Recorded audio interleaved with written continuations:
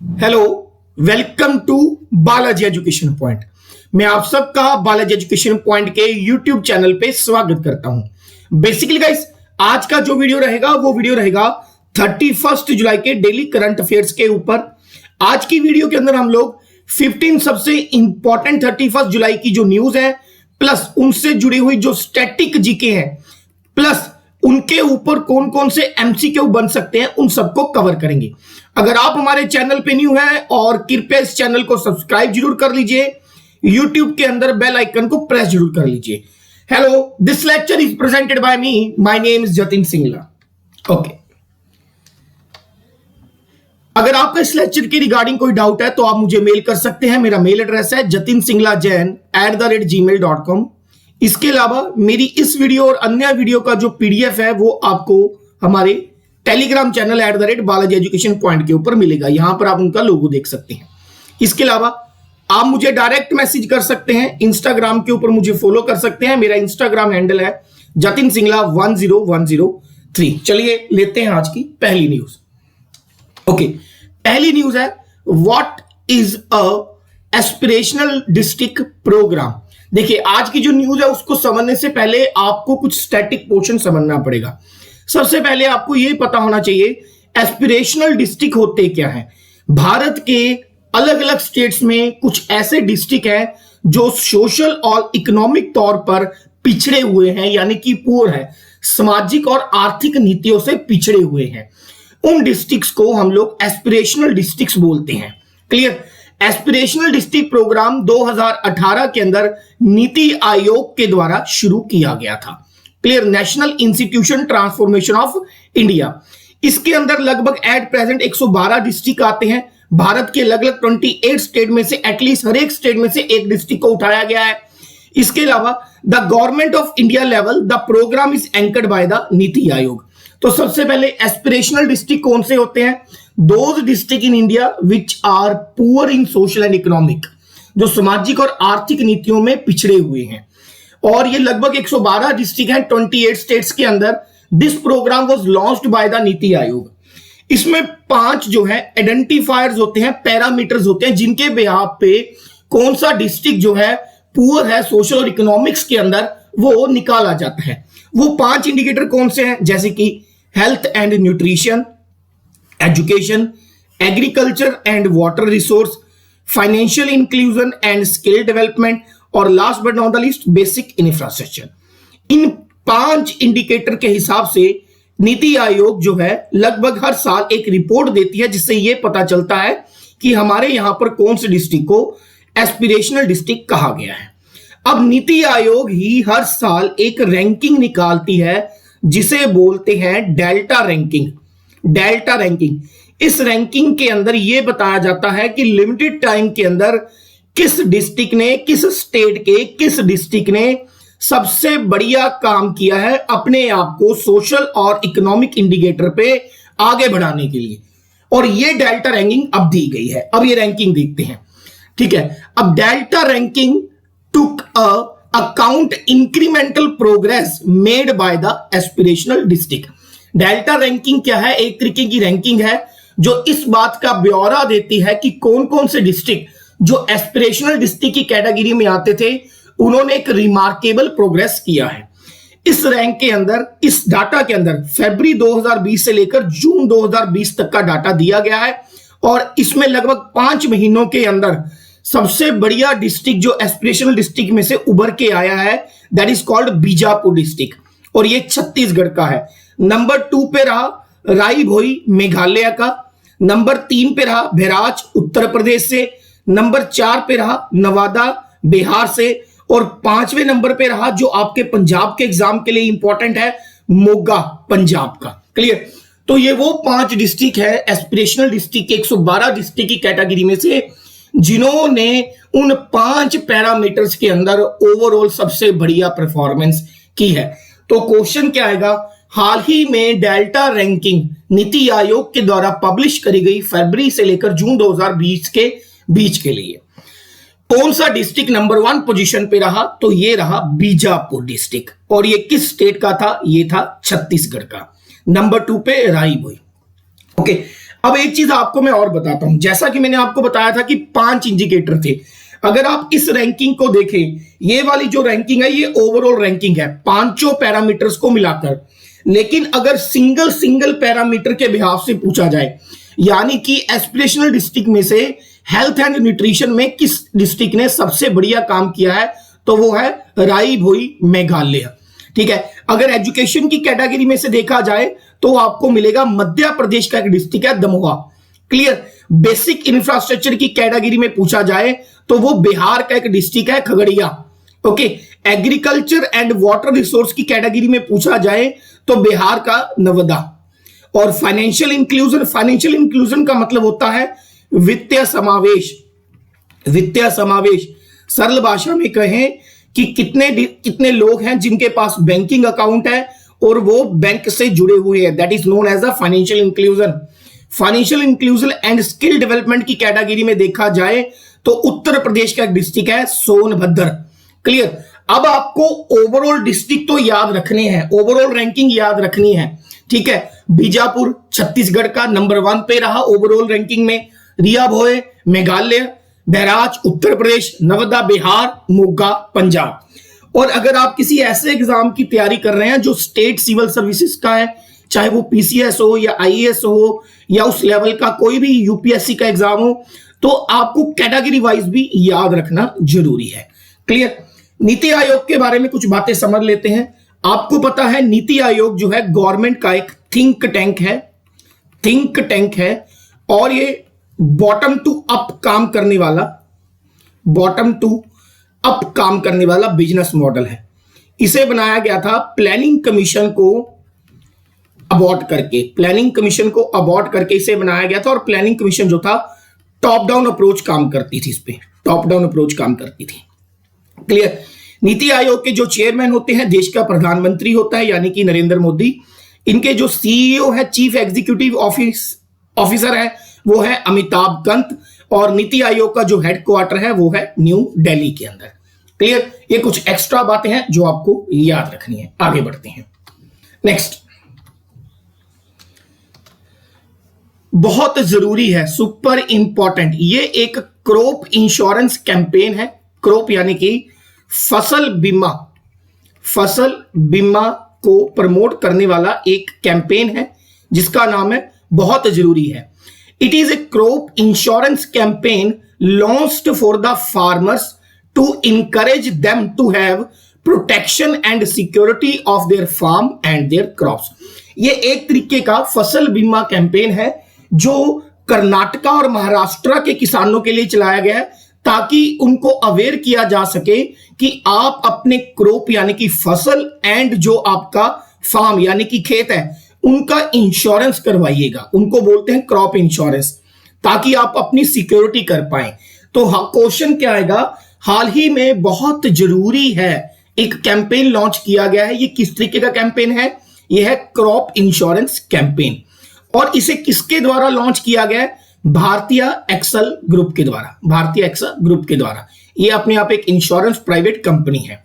और ये कहां के किसानों के लिए? महाराष्ट्र एंड कर्नाटका। क्लियर होगी बात। हाल ही में बहुत जरूरी है कैंपेन जो कि क्रॉप इंश्योरेंस कैंपेन है, फार्मर्स को इनकरेज करता है अपनी क्रॉप और फार्म को सिक्योर करने के लिए। ये किस कंपनी के द्वारा, किस इंश्योरेंस कंपनी के द्वारा लॉन्च किया गया है? भारतीय एक्सा जनरल के द्वारा। क्लियर होगी बात। और इसका हेडक्वार्टर, भारतीय एक्सा जनरल का हेडक्वार्टर आपको मिलेगा मुंबई के अंदर। ये सेकेंड न्यूज है, इसको याद रखिएगा।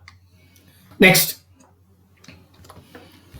भारत के प्रधानमंत्री नरेंद्र मोदी और दूसरी तरफ से मॉरिशस के प्रधानमंत्री जिनका नाम है प्रविंद कुमार जुगन्नाथ, इन दोनों ने मिलकर मॉरिशस के अंदर मॉरिशस की जो सुप्रीम कोर्ट है उसकी नई बिल्डिंग का वर्चुअली उद्घाटन किया है। मॉरिशस की सुप्रीम कोर्ट। आपको एक बात बता दूं कि मॉरिशस जो है एक अलग कंट्री है, ठीक है, और भारत के इसके साथ बहुत अच्छे रिलेशन है। ज्यादातर मॉरिशस की जो 60 to 70% पॉपुलेशन है वो इंडियन है। ओके, मॉरिशस जो है। क्लियर। तो हाल ही में नरेंद्र मोदी ने और मॉरिशस के प्रधानमंत्री प्रविंद कुमार जुगन्नाथ ने वर्चुअली इनॉग्रेट किया है मॉरिशस की सुप्रीम कोर्ट की नई बिल्डिंग के अंदर, और मॉरिशस की राजधानी है पोर्ट लुइस, वहीं पर सुप्रीम कोर्ट की नई बिल्डिंग बनाई गई है। क्लियर होगी बात। दो चीजें कि भाई भारत के प्रधानमंत्री कौन है, नरेंद्र मोदी। दूसरा, मॉरिशस के प्रधानमंत्री कौन है, Pravind Kumar. Clear. Prime minister Narendra Modi along with his Mauritian counterpart Pravind Kumar jointly inaugurated the new Supreme Court building of Mauritius in Port Louis. Port Louis capital है मॉरिशस की। Okay, through the video conference. 2016 के अंदर India ने pledge लिया था, यानी कि एक तरीके से रिस्पॉन्सिबिलिटी उठाई थी मॉरिशस के अंदर 5 बड़े डेवलपमेंट प्रोजेक्ट की। उन 5 बड़े डेवलपमेंट प्रोजेक्ट में से एक है सुप्रीम कोर्ट की building. Okay, the supreme court building has been constructed with Indian grant assistance of $30 million and is the first India assisted infrastructure project within the capital city of the Port Louis. इसमें कहा गया कि इस building को बनाने के लिए $30 million का इस्तेमाल किया गया, जो लगभग मान के चलिए 220 करोड़ रुपए के करीब बनेगी। Okay, is the first Indian, ये पहला भारत के द्वारा मॉरिशस में इंसिस्ट किया गया, बनाया गया प्रोजेक्ट है 5 में से। ओके, मॉरिशस की करेंसी आपको मिलेगी मॉरिशस रुपी, और मॉरिशस में high commissioner of India to Mauritius है तन्मय लाल। नेक्स्ट, ये न्यूज इंपॉर्टेंट है, वेरी वेरी इंपॉर्टेंट। ज्यादातर जो न्यूज होती है आपको north India, south India, north east India से, यानी कि उत्तरी पूर्व भारत से बहुत कम न्यूज आती है, क्योंकि वहां पर मीडिया कवरेज बहुत कम है। क्लियर। नेक्स्ट, एक मैनहोल रोबोट है। मैनहोल का मतलब क्या होता है, जो सीवरेज वगैरह यहां पर आप देख सकते हैं, इनको साफ करने के लिए बनाया जाता है। उस रोबोट का नाम है बैंडिकुट। ठीक है, एक मैनहोल रोबोट है, that is called Bandicoot robot, और ये नॉर्थ ईस्ट का, यानी कि उत्तरी पूर्वी राज्यों का पहला मैनहोल रोबोट है, और ये लॉन्च किया गया है गुवाहाटी असम के अंदर। Very very important. Bandicoot first manhole cleaning robot in Guwahati Assam. First manhole cleaning robot और automatic sewerage cleaning device named as Bandicoot is inaugurated at Guwahati, Assam. Guwahati has become the first city in the northeast India, उत्तर पूर्व राज्यों का पहला city बना है to have a manhole cleaning robot. Question कैसे आएगा, हाल ही में नॉर्थ ईस्ट के किस सिटी के अंदर, किस राज्य के अंदर पहला मैनहोल क्लीनिंग रोबोट जो है लॉन्च किया गया, या उसका नाम क्या है, that is Bandicoot. Next, such manhole cleaning robot was first utilized in Gurugram and then Coimbatore initially, and Guwahati has become the third city. अगर क्वेश्चन आए कि सबसे पहली बार मैनहोल रोबोट का इस्तेमाल कहां किया गया था, यह किया गया था गुरुग्राम के अंदर। ठीक है, जिसको आप पुराने समय में गुड़गांव भी बोलते थे। उसके बाद तमिलनाडु के कोयम्बटूर में, और तीसरी सिटी बनी है गुवाहाटी। क्लियर। अब इसके ऊपर क्वेश्चन क्या आएगा, क्वेश्चन कुछ इस तरीके से आएगा, what is the name of manhole cleaning robot used in Guwahati, Assam recently? That is Bandikut. Very very important. Next, ये इंग्लैंड के टेस्ट बॉलर हैं, फास्ट बॉलर हैं, जिनका नाम है स्टुअर्ट ब्रॉड। स्टुअर्ट ब्रॉड ने हाल ही में टेस्ट मैच के अंदर अपनी 500 टेस्ट विकेट कंप्लीट करी हैं। ये कोई छोटी बात नहीं है, बहुत बड़ी बात है। खुद भारत के लेजेंड सचिन तेंदुलकर ने ट्वीट करके इनको बधाई दी, और ये दुनिया के 7वें ऐसे बॉलर बने हैं जिन्होंने ये 500 विकेट जो है टेस्ट मैचेस के अंदर कवर करी हैं। Stuart Broad, he is a English cricket player and has become the 7th bowler to take 500 test wicket. Very very important. हाल ही में इंग्लैंड के कौन से ऐसे प्लेयर हैं जिन्होंने अपनी 500 टेस्ट मैच की विकेट्स कंप्लीट करी हैं, that is Stuart Broad. Next,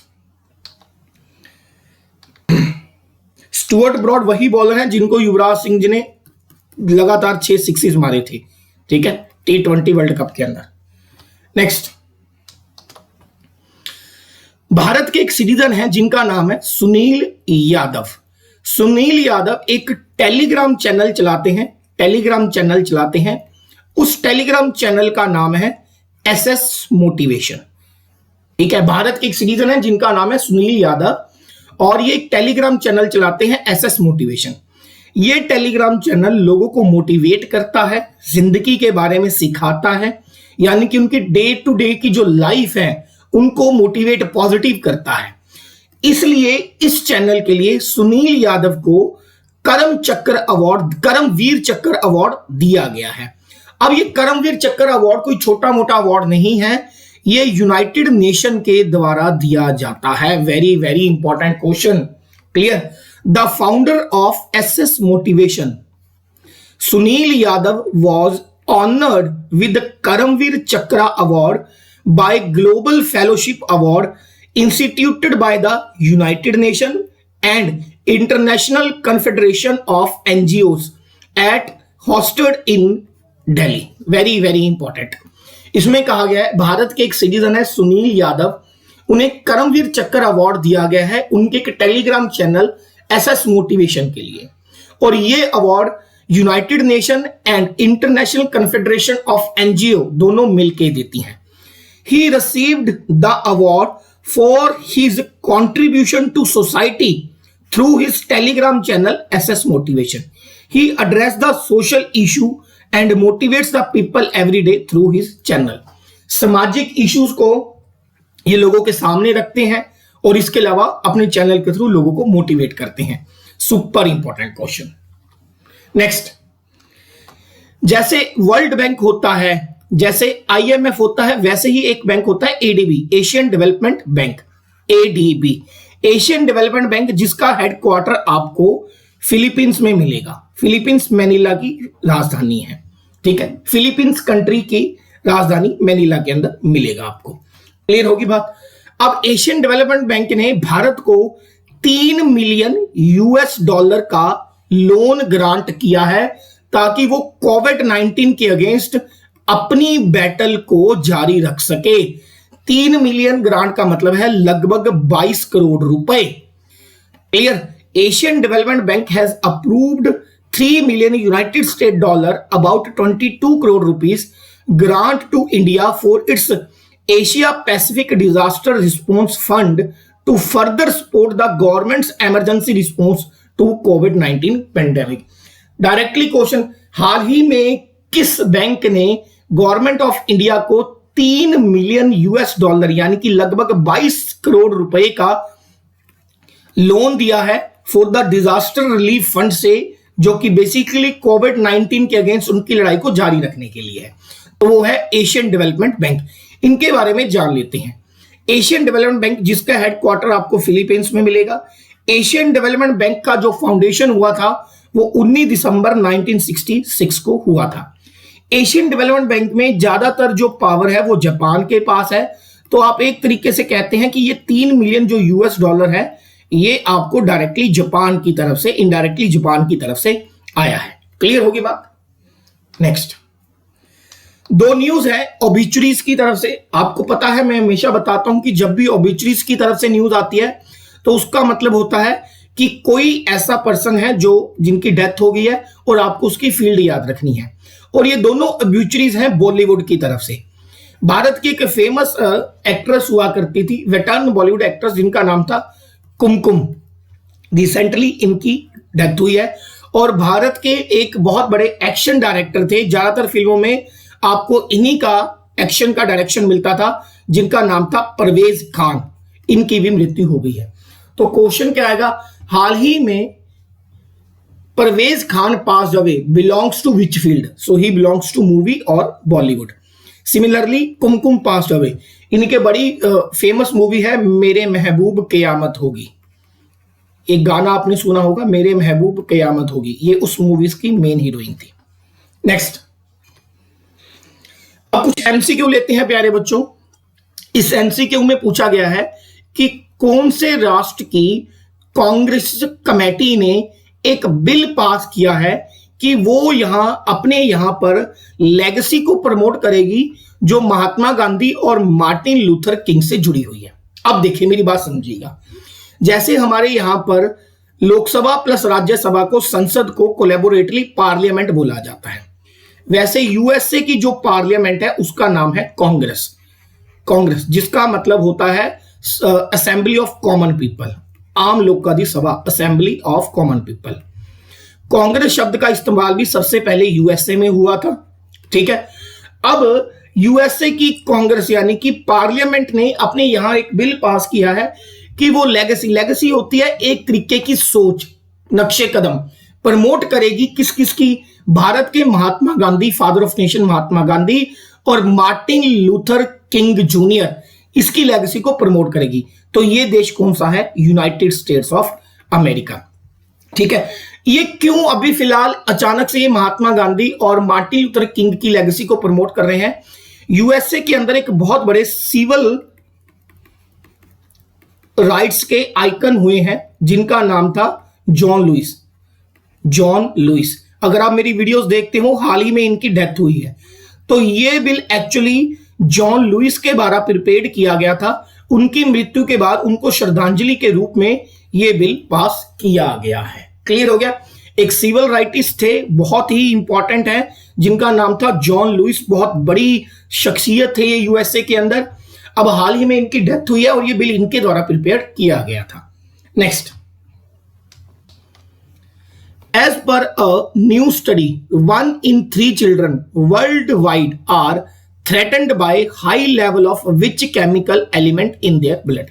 देखिए, हाल ही में यूनिसेफ ने एक रिपोर्ट पेश करी है जिसमें उन्होंने ये अपने आप की पहली रिपोर्ट है जो चिल्ड्रन हेल्थ के ऊपर ये रिपोर्ट पेश करी है, जिसमें उन्होंने बताया है कि पूरे वर्ल्ड के अंदर 3 में से 1 जो चिल्ड्रन है उसके ब्लड में एक ऐसा केमिकल पाया जाता है जो जानलेवा है। और पूछा गया है कि वो केमिकल कौन सा है, तो वो है lead. Very very important. According to a new study, 1 in 3 children worldwide are threatened by unacceptable high lead levels in the blood. The study notes that lead recycling is often done haphazardly in poor and middle income countries where industrial pollution safeguards are poorly and enforced on the non-existent. बस आपको ये याद रखना है कि UNICEF ने हाल ही में जो बच्चों के ऊपर रिपोर्ट पेश करी है उसमें कौन से केमिकल का जिक्र किया गया है? पीबी यानी कि लेड का। Next, When is World Day Against Trafficking in Persons observed? World Day of Human Trafficking, इंसानों की खरीद फरोख्त को रोकने के लिए अंतर्राष्ट्रीय दिवस कब मनाया जाता है? तो यह मनाया जाता है 30 जुलाई को। और इस साल वर्ल्ड डे ह्यूमन ट्रैफिकिंग की जो थीम थी वो थी committed to the cause working on the front line to end human trafficking. Clear होगी बात? नेक्स्ट, आई होप आपको ये वीडियो अच्छा लगा होगा। ये वीडियो आप तक लेट इसलिए पहुंच पा रहा है कि रात बारिश की वजह से मेरा जो इंटरनेट का वायर था वो कंप्लीटली ब्रेक डाउन हो गया था, जिसकी वजह से मैं अपनी स्लाइड्स प्रिपेयर नहीं कर पाया। तो आज के लिए क्षमा चाहते हैं। Thank you so much.